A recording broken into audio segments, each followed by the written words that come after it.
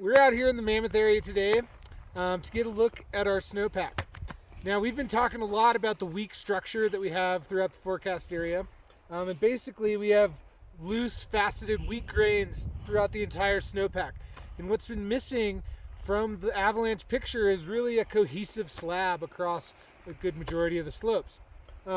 So today we're going to run our series of tests. We're going to do an extended column test and a propagation saw test, and then we are going to add an artificial load to those columns and run them again to get an idea of what might happen later this week as we start to see snow added to this weak snowpack structure.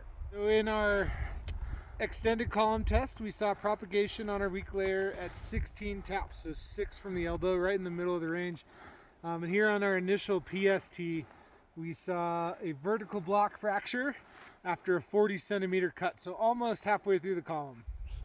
We've used a cardboard frame to sift 10 centimeters of new snow on here, and importantly, to mimic a cohesive slab, we've waited a half an hour for this slab to sinter and stiffen up. So now we're going to cut through our weak layer and see how quickly it propagates up the column.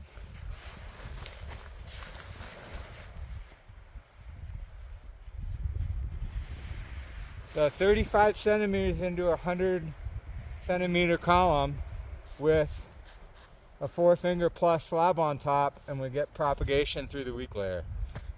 And we're going to try the ECT again. So with one tap, column fractured all the way across where we sifted the new slab onto the surface.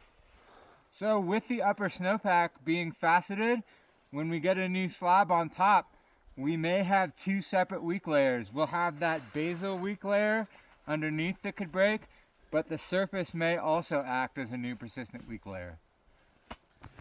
We've got a storm coming in this evening. It might drop up to an inch of water weight along the Sierra Crest. And with that added weight, we are likely to see increased hazard and sensitivity on these lower weak layers in the snowpack.